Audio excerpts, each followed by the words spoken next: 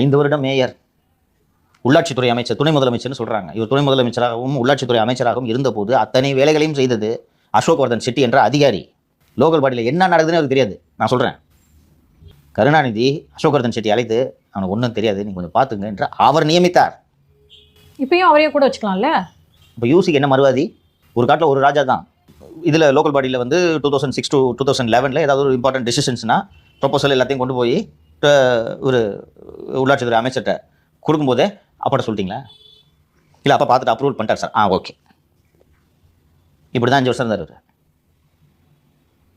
96 to 2001 மேயராக இருந்தப்போ அந்த கவுனை போட்டுட்டு ஊர் ஊராக சுற்றுவார்.